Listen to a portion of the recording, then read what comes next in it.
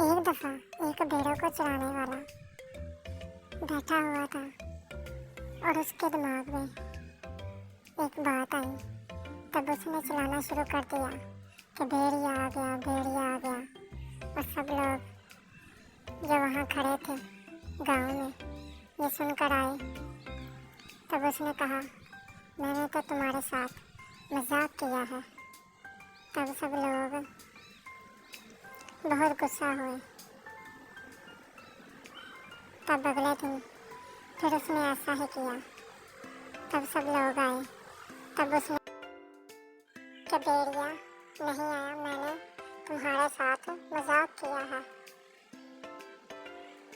तब एक दिन जब वो सो रहा था तो अचानक भेड़िया आ गया और उसकी सारी भेड़ों को उसने खा लिया और जख्मी कर दिया।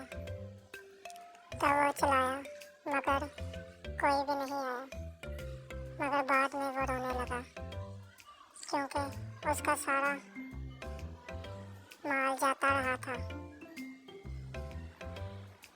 और वह बहुत ज़्यादा रो रहा था। इस कहानी से हमें यह सबक मिलता है कि झूठ नहीं बोलना चाहिए।